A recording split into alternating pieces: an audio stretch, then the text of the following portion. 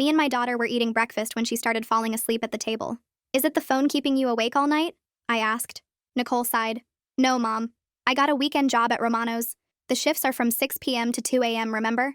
I was proud of her, until 3 days later when I saw $4,000 had been deposited into her checking account. Nicole!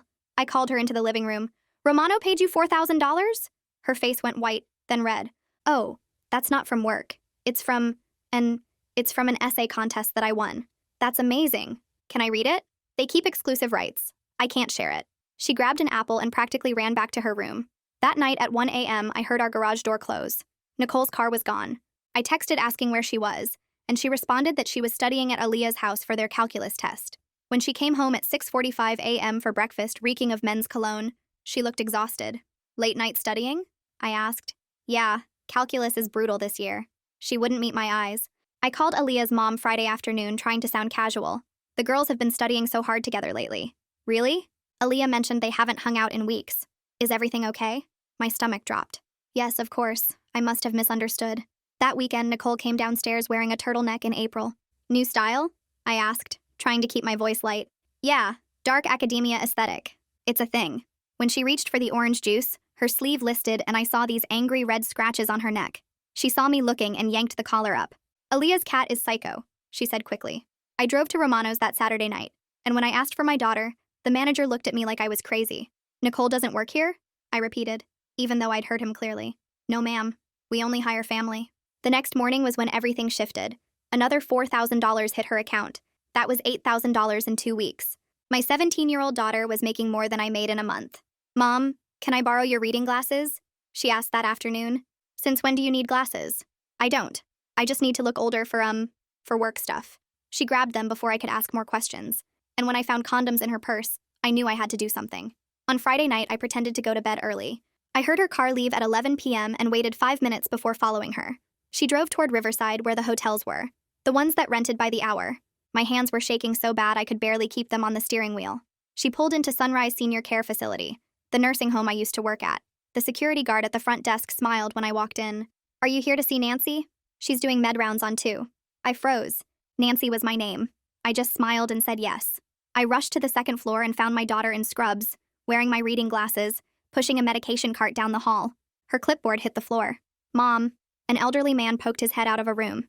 Everything all right, Nancy dear? Yes, Mr. Rob. Just give me a minute. Her voice was professional, calm. She pulled me into an empty break room and closed the door. Her hands were shaking. I've been working here for 4 months. As what? You're 17 years old. I'm a nurse. I use your old license, Mom. They never checked.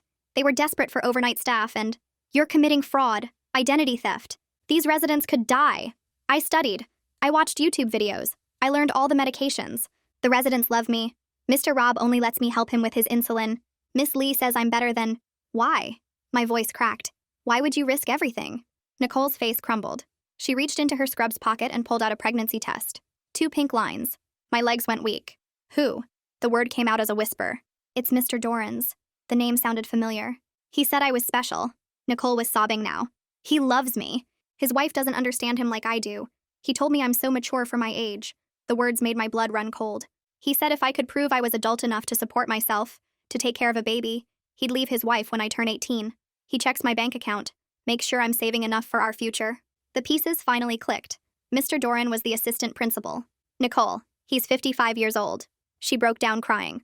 I grabbed her shoulders and looked around the empty break room, checking that no one else was listening. Nicole's whole body was shaking, and she kept wiping her nose with the sleeve of her scrubs. The pregnancy test was still in her hand, and I took it from her, shoving it in my pocket before anyone could walk in and see it. My mind was racing with 1,000 questions, but I knew we had to get out of this place right now. Nicole pulled away from me and started pacing back and forth, her sneakers squeaking on the floor. Mom, I can't just leave, she said, her voice cracking. Mr. Rob needs his insulin at 2, and Miss Lee hasn't had her evening meds yet. I watched my daughter wipe her face with a paper towel and straighten her scrubs, trying to pull herself together. She was right about the residents needing care, but we couldn't stay here another minute. I told her we'd call the supervisor from the car, and she nodded, grabbing her clipboard from where it had fallen. We walked out of the break room, and Nicole went to each room, checking on the residents one more time. Mr. Rob was already asleep, but Miss Lee called out asking for her pills. Nicole told her another nurse would be there soon, and squeezed the old woman's hand. I waited by the elevator, my legs feeling weak, watching my daughter say goodbye to people who thought she was me. The security guard waved as we left, and I forced myself to smile back. In the parking lot, Nicole's hands were shaking so bad she dropped her keys twice. I took them from her and unlocked her car, then remembered I'd driven here too. We decided to leave my car and come back for it later. Nicole sat in the passenger seat and I handed her my phone, making her call the night supervisor. She cleared her throat and reported a family emergency, saying she had to leave immediately. The supervisor sounded annoyed but said she'd send an agency nurse within the hour. Nicole hung up and slumped in her seat, pulling her knees up to her chest. The drive home was silent except for Nicole's sniffling. About halfway there, she started talking in this flat voice about how Mr. Doran checks her bank account every single week. He makes her show him the balance on her phone to prove she's saving enough money. He told her if she can save $20,000 by her 18th birthday, it'll prove she's responsible enough to raise their baby. My hands gripped the steering wheel so tight my knuckles went white. This man had been controlling every part of my daughter's life and I hadn't even noticed. Nicole kept talking about how he helped her set up direct deposit at the nursing home and how he calculated exactly how much she needed to save each month. When we got home, I made Nicole sit at the kitchen table while I made us both tea. My hands were still shaking as I set the mugs down. I tried to explain that what Mr. Doran was doing wasn't love, that a 55-year-old man pursuing a teenager was wrong. Nicole just stared at her tea and kept saying I didn't understand. She said he was the only person who really saw her potential, who treated her like an adult. She said his wife was cold and didn't appreciate him. I wanted to scream, but I kept my voice steady, asking her when this all started. Nicole said it began with tutoring sessions after school for her AP history class. He'd noticed she was struggling and offered to help. Then the sessions turned into coffee meetings and then dinners. She thought she was special because the assistant principal was paying attention to her. After about an hour of going in circles, Nicole said she needed a shower. I heard the water running and quietly picked up her phone from the table. Her passcode was still her birthday, and I got in easily. My stomach turned as I scrolled through hundreds of messages from Doran. He called her his angel, his future, his reason for living. There were messages about their plans to move away together once she graduated, screenshots of houses he wanted to buy for them, pictures she'd sent him that made me want to throw the phone against the wall. I forced myself to screenshot everything, sending it all to my email. The bank app showed every deposit, $4,000 exactly, twice a week for the past 2 months. There were also smaller amounts, 500 here, 300 there, all from the same routing number. I looked up the number and it came from a personal checking account, not the nursing home. Doran was paying her directly. When the shower stopped, I put the phone back exactly where it was. Nicole came downstairs in her pajamas, her eyes red and puffy. She grabbed an apple from the counter and went straight to her room without saying anything. I sat at my desk with a notepad, writing down everything that could go wrong. Nicole could be arrested for identity fraud and practicing nursing without a license. I could lose my nursing license forever for not securing my credentials. The nursing home could sue us both. And if we reported Doran, he could destroy us with what he knew. But if we didn't report him, he'd keep controlling my daughter. The next morning, I knocked on Nicole's door at 7. She was already awake, sitting on her bed with her laptop. I told her she wasn't going to the school alone anymore. Either she came with me to get help or she stayed home, but there was no way I was letting her near that man without me there. We argued for 20 minutes before agreeing to go together, but arrived late, after I figured out who at the school we could trust. Nicole got dressed in jeans and a hoodie, covering the scratches on her neck. We drove to the school in silence and I parked in the visitor lot. As we walked toward the building, Nicole grabbed my arm and pointed. Doran was standing by the main entrance talking to a group of students. He was smiling and laughing like nothing was wrong. Nicole's breathing got fast and shallow. She was having a panic attack right there in the parking lot. I turned us around immediately and got her back in the car. Her whole body was shaking and she kept saying she couldn't breathe. I drove around to the side of the building where the administrative offices had a separate entrance. The counselor's office had a sign saying closed for district training. I signed Nicole out at the attendance desk, saying she had a medical appointment. Back in the car, I called the number I'd found online for a sexual assault hotline. The woman who answered was calm and patient, asking if I was safe and if the victim was with me. I explained the situation while Nicole stared out the window. The advocate gave me names of therapists who specialized in teen victims of grooming. She explained our reporting options and the legal protections available. She said what Doran did was a crime regardless of what Nicole thought about their relationship. She emailed me a packet of resources and said we could call back anytime. I hung up and started calling around for appointments while Nicole sat silent in the passenger seat. The first OB office had an opening that afternoon at 3 and I grabbed it. Then I Googled detectives who handled these kinds of cases and found one named Cormac Marshall who worked with teen victims.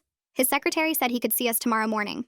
Between calls, I pulled out a notebook from my glove compartment and started writing down everything I could remember. When did the late nights start? When did she first mention Romano's? When did the money start showing up? My hand was shaking, so bad I could barely read my own writing. Nicole watched me write and her face got paler with every line. We drove home in silence and she went straight to her room while I kept making calls.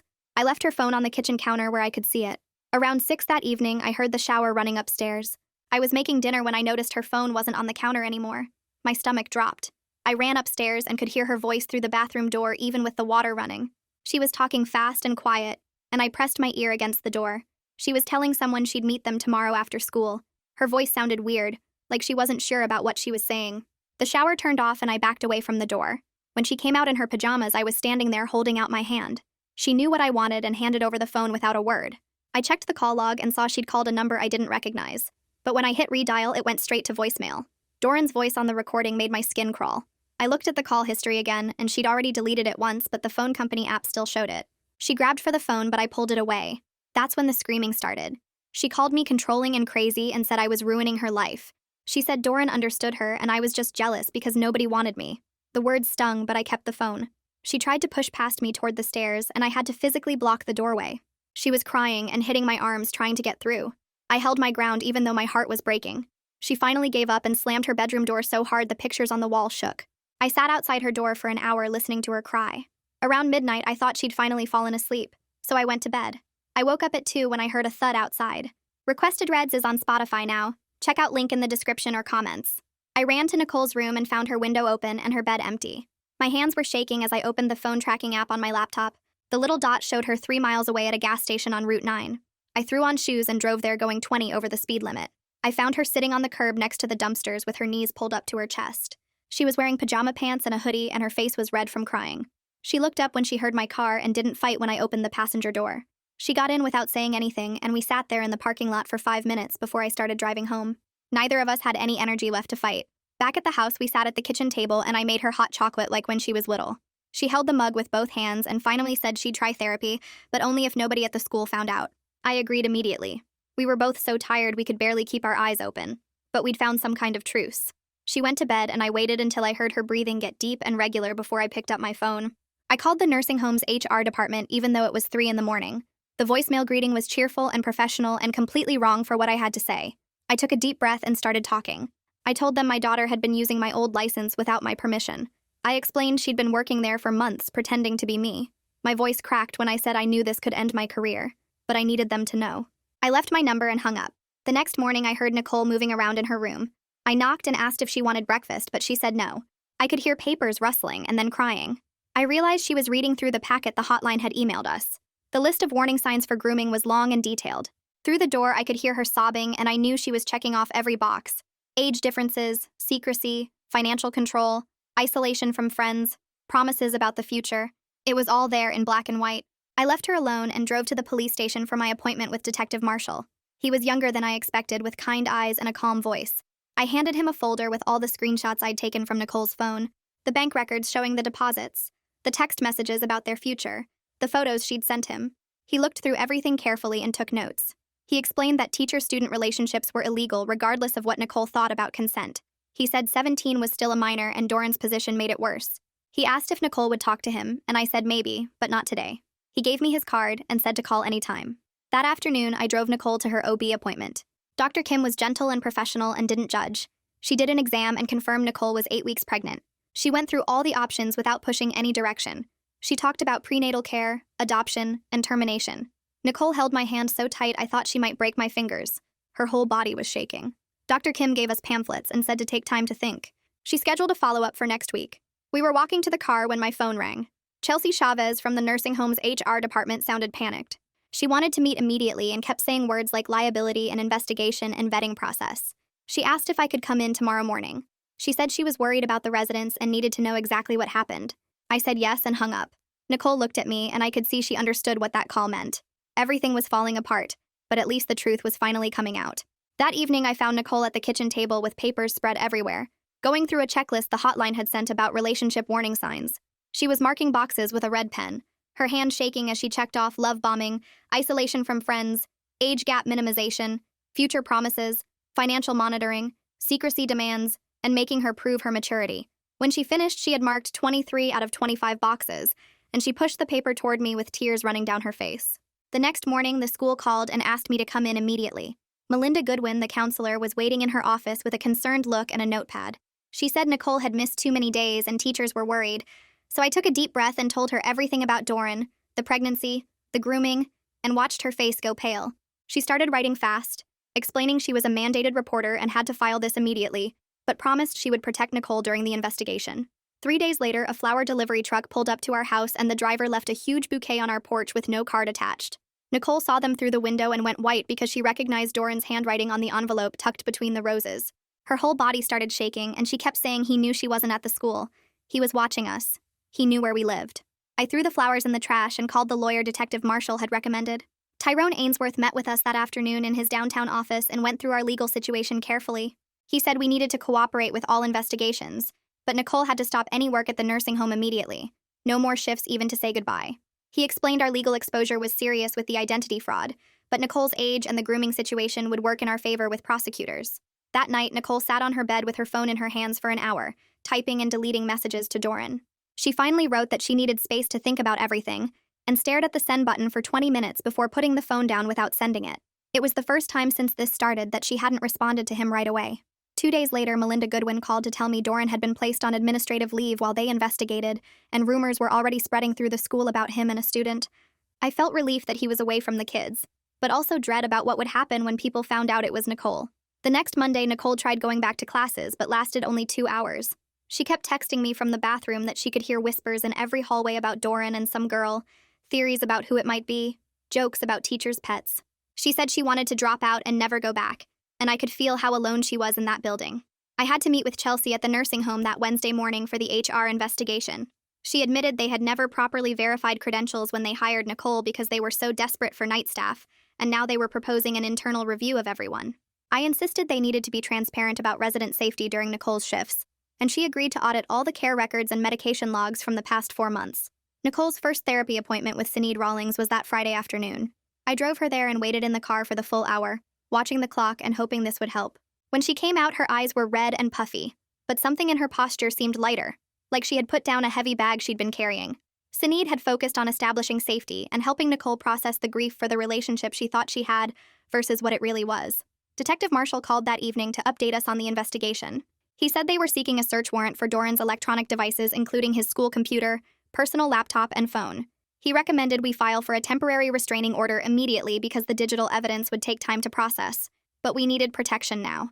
The paperwork for the restraining order was thick and detailed, requiring dates and times and specific incidents. Nicole and I spent hours going through her phone together, documenting every text, every meeting, every gift, every promise he had made about their future. She had to write out how the relationship started. That first time in his office when she was upset about a failing grade and he comforted her. Reading her words made me sick, but I kept my face calm for her sake. Tyrone filed the emergency order the next morning and got us a hearing date for the following week. Nicole was getting more anxious about facing Doran in court, but Sinead was helping her prepare mentally for seeing him again. The investigation was moving faster than any of us expected, with the school district taking it seriously once Melinda's report hit their desks. More flowers showed up 2 days later, this time with a card that just said, "Thinking of you," in his handwriting, and we photographed everything before calling the police to document the contact attempt. Nicole was starting to see the pattern of control more clearly, how he would push boundaries and then act romantic to pull her back in. That evening, Nicole's phone buzzed while we were clearing dinner plates, and her face went white when she read it. She handed me the phone without saying anything, and I saw Doran's name at the top of the message. He was threatening to call the police about the nursing home fraud if she didn't meet him tomorrow at the park. My hand started shaking as I read it 3 more times. Nicole was watching my face, and for the first time since this started, she wasn't defending him or making excuses. She grabbed my hand and said she was scared. I took screenshots of everything and forwarded them to Tyrone right away. He called back within 10 minutes and told us this was exactly what we needed for the restraining order. The threat showed clear coercion and harassment. Nicole sat next to me on the couch while I typed up everything Tyrone needed for the emergency filing. The next morning, Tyrone met us at the courthouse at 8 sharp with all the paperwork ready. Nicole signed where he showed her, and I watched her hands shake as she wrote her name. The clerk said we'd get a hearing date within the week and gave us temporary papers. Tyrone explained that Doran couldn't come within 500 feet of Nicole or contact her in any way. On the drive home, Nicole kept checking her phone even though Doran was blocked. She said she felt nervous about the court date and facing him. I told her we'd prepare with Sinead, and she nodded but kept biting her nails. 2 days later, Nicole went back to the school to take a makeup calculus test she'd missed.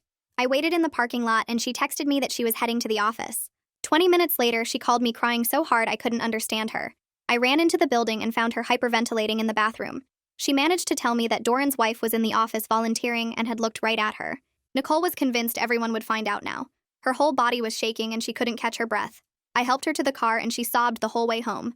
That afternoon, I called the school and told them Nicole couldn't come back right now.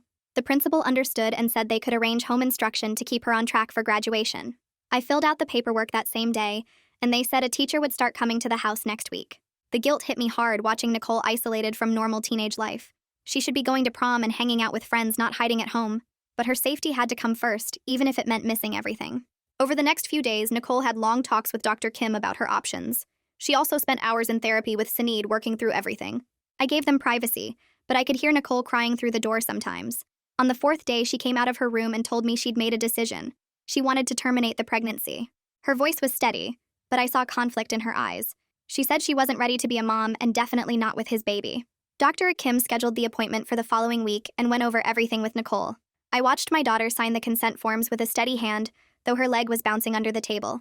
That night, I went online and started pricing my grandmother's jewelry that I'd kept in the safe. The legal fees were adding up fast, and insurance wouldn't cover the procedure. I also listed some furniture we didn't really need. Nicole came downstairs and saw me taking photos of the dining room chairs. She started crying and apologizing for ruining everything. I held her while she sobbed about the money and the mess she'd made. The next morning in therapy, Nicole finally told Sinead the whole truth about how it started. She said the first time happened in Doran's office after school when she was crying about a bad grade. He had comforted her and told her she was special, and then things went further. Sinead helped her understand that being vulnerable didn't mean she consented to anything. She explained how the power dynamic made real consent impossible. Nicole seemed to finally get it and cried for most of the session. Detective Marshall called that afternoon with an update on the investigation. He said Doran was denying everything, but they were waiting on digital forensics from his devices.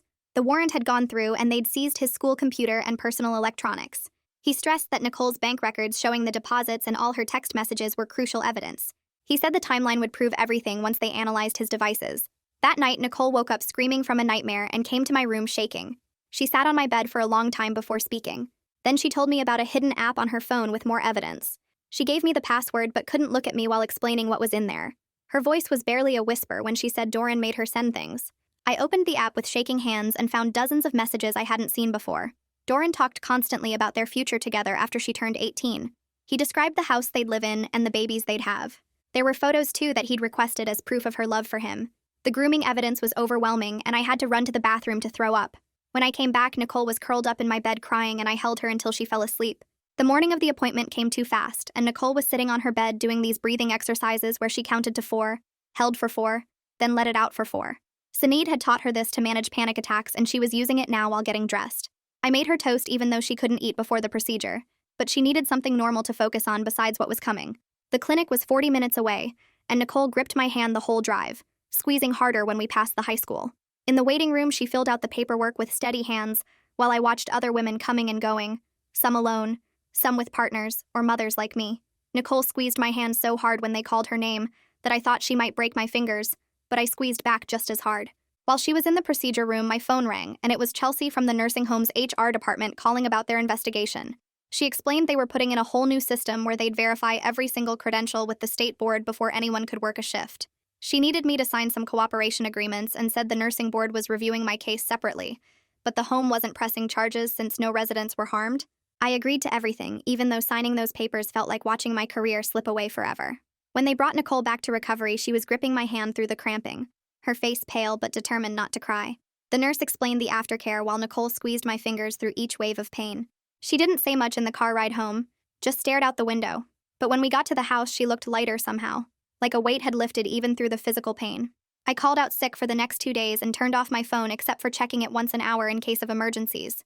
Nicole slept most of the first day while I sat in the chair by her bed bringing her heating pads and pain medicine every 4 hours.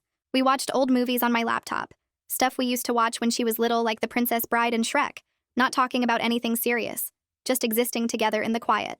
On the second day, Nicole felt good enough to sit at the kitchen table, and that's when she took out her phone and started deleting things. She showed me as she deleted Doran's contact, then blocked 6 different numbers she thought might be him trying to reach her. She did it like some kind of ritual, pressing each delete button with purpose, taking back control one screen at a time. That same afternoon, an email popped up in her school account, and her face went white when she saw the sender. Doran had sent her a poem about their love being eternal, and how she'd understand when she was older that what they had was special. I grabbed the phone and forwarded it straight to Tyrone and Detective Marshall before Nicole could delete it in panic.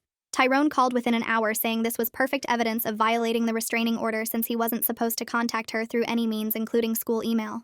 The next morning, Nicole sat at her desk for 3 hours writing this long letter to herself about what really happened versus what she thought was happening at the time. She wrote about how he made her feel special and was chosen but also scared and trapped, how she confused control with love because she didn't know better. She brought it to her therapy session that afternoon and read the whole thing to Sinead, crying through parts but pushing through to the end. Sinead said this was huge progress in processing the grief of losing not just the relationship, but her innocence about what love really means. 2 days later, Tyrone had us come to his office to prepare for the upcoming testimony, and he didn't sugarcoat how ugly it might get. He explained the defense would probably try to paint Nicole as a troubled teen who pursued a respected educator, maybe bring up the nursing home fraud to make her look like a habitual liar. Nicole practiced telling her story calmly, keeping to the facts about the office visits, the money, the pregnancy pressure, all while Tyrone threw harder and harder questions at her.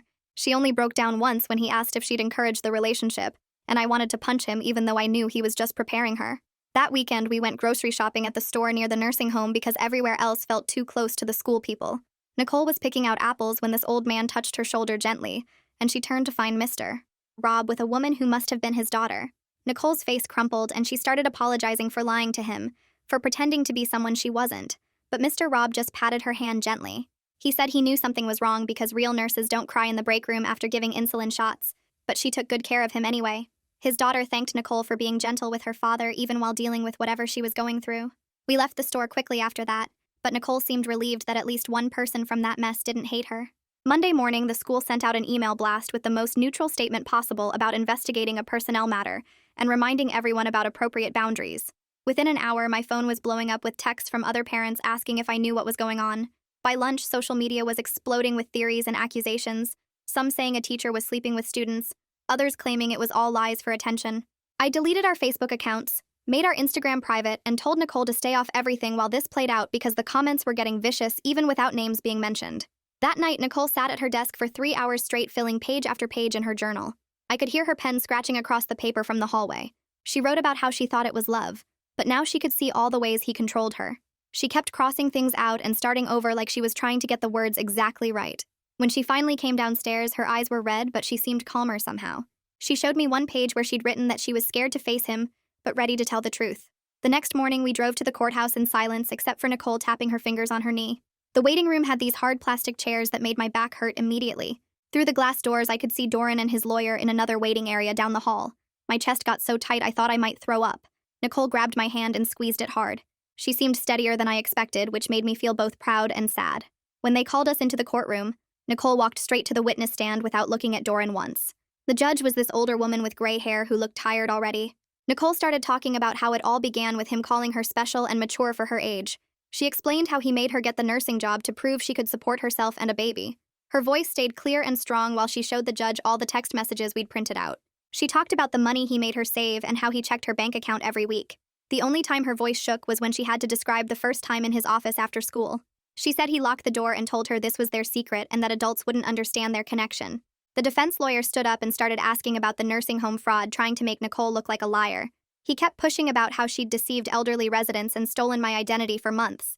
I bit down on my tongue so hard I tasted blood to keep from yelling at him. The judge cut him off and said they were here about the restraining order, not other matters. She looked through all the evidence again, including the poems and the threats about reporting the fraud. After 20 minutes that felt like hours, she granted the restraining order with no contact allowed, including through third parties or social media. Doran's face turned bright red and he started to say something, but his lawyer grabbed his arm and made him sit down. Nicole reached for my hand under the table and held on tight. Outside the courthouse, Detective Marshall was waiting by his car with a folder under his arm. He told us the DA would review everything once the device forensics came back from Doran's phone and computer. He seemed pretty confident they'd find more evidence, but warned us the criminal case could take months to build. Nicole nodded like she understood, but I could see her starting to shake now that it was over. We got home and she went straight to bed without eating anything. She slept for 14 hours straight, and I kept checking on her to make sure she was still breathing. Sinead called that evening to do a phone session since Nicole was too exhausted to go to the office. I could hear Nicole crying through her bedroom door while they talked about how intense it was seeing Doran again. 2 days later, an official letter came from the nursing board about investigating my license misuse.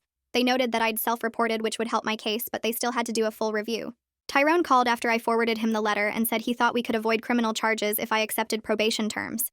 It wasn't great, but at least I could keep working, which we desperately needed for money. Nicole started her home instruction program that week with a teacher coming to the house 3 days a week. She actually finished her first math and English assignments on time, which felt like a small miracle. The teacher said Nicole was catching up quickly despite missing so much school. I watched her working at the kitchen table, and for the first time in months, she looked like a regular teenager doing homework. Tyrone spent hours on the phone with the nursing board going back and forth about terms.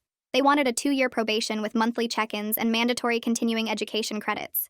He argued that given Nicole's victimization and my cooperation, they should reduce it to 1 year. After 3 rounds of negotiations, they agreed to 18 months of probation instead of prosecution. I had to sign papers accepting responsibility and agreeing to supervision, but I could keep my license and keep working. Nicole was sitting next to me when I signed, and she kept apologizing for ruining my career. I told her none of this was her fault, but I could see she didn't really believe me yet. That first night after signing the papers, Nicole actually slept past sunrise without waking up once. I heard her alarm go off at 7, and then the sound of her feet padding to the bathroom instead of the usual tossing and turning I'd gotten used to hearing through the walls. She came downstairs with her phone in her hand and showed me a text she'd typed to Aaliyah, admitting she'd been lying about studying together and apologizing for using her as an excuse. Her thumb hovered over the send button for a few seconds before she pressed it. Within minutes, Aaliyah texted back with 3 heart emojis and asked if she could drop off the homework Nicole had been missing. Nicole smiled for real for the first time in weeks. 2 days later, Chelsea called from the nursing home while I was making lunch. She explained they'd brought in an outside auditing firm to verify every single employee's credentials and implemented a new system requiring 2 forms of ID verification plus direct confirmation with licensing boards. She mentioned that during the audit, several residents had asked about me, especially Mr. Rob, who wanted to make sure I was doing okay after my family emergency. I told her to thank him for his concern and hung up feeling guilty about the deception, even though it wasn't really my fault. Nicole spent that afternoon going through her phone deleting things. I watched her remove the calculator app that wasn't really a calculator, but opened to a hidden photo vault when you typed in a special code. She showed me as she deleted every single photo and message stored there, then uninstalled the app completely. She created a new email address with just her first and middle name, no numbers or weird symbols, and started fresh with a new Instagram account that was set to private. The 2-week checkup with Dr. Kim came faster than expected. Nicole sat on the exam table swinging her legs while the doctor checked her over and confirmed she was healing well physically. Nicole asked about birth control options, and we spent 20 minutes discussing different methods and what would work best for her body and lifestyle. She chose the implant because she wouldn't have to remember to take anything daily, and Dr. Kim scheduled her to come back once her body had fully recovered. That Thursday's therapy session with Sinead was different from the others. Nicole sat up straight instead of curling into herself, and when Sinead asked her to describe what happened with Doran, Nicole said the word grooming, without immediately adding that maybe she'd led him on, or that she should have known better. Sinead's face lit up, and she told Nicole this was huge progress, that being able to name what happened without taking blame was a major breakthrough. I could see Nicole's shoulders relax like a weight had lifted. I spent the weekend writing my reflective statement for the nursing board, explaining how Nicole had accessed my old license without my knowledge, while acknowledging I should have secured my credentials better. I detailed the circumstances that led to the situation, and accepted responsibility for the lapse in safeguarding my professional documents. Monday morning, I submitted it along with all the required documentation, and by Wednesday, they'd approved my probation terms, allowing me to keep my license with monthly supervision check-ins. 3 weeks after the restraining order hearing, Nicole felt ready to try going back to the school for morning classes. Melinda had worked with the administration to create a safety plan that included Nicole parking in the staff lot near the main office, using specific hallways to avoid Doran's usual areas, even though he was still on leave and having permission to leave any class if she felt overwhelmed. Her first day back, she texted me every hour letting me know she was okay. A few teachers who knew the situation quietly checked on her between classes, and one moved her seat closer to the door without making a big deal about it. By the end of the week, she was managing 3 morning classes and keeping up with the afternoon work through her home instructor. Time moved differently after that, some days crawling and others flying by. 3 months after that terrible night at the nursing home when everything came crashing down, Nicole and I sat at our kitchen table eating scrambled eggs and toast. She was telling me about her calculus homework without any lies underneath the words. Detective Marshall had called the previous week to update us that the forensic analysis of Doran's devices had uncovered extensive evidence, including messages to other students over the years, though Nicole's case was the most severe. The DA was building a strong criminal case with multiple charges, including sexual assault of a minor and abuse of position of authority. Nicole was eating actual meals again instead of picking at her food, and she'd gained back most of the weight she'd lost during those months of secrets. Her phone buzzed with a text from Aaliyah about their weekend plans to see a movie. Real plans this time with no lies needed. Our home felt safe again, even though we both carried scars from everything that had happened. Nicole was getting stronger every day, learning to trust herself again and rebuilding her life piece by piece. All right, friends, that's a wrap for this story. I hope it left you smiling as much as it did me. Stick around, I've always got more heartwarming moments to share. Subscribe so you don't miss the next one.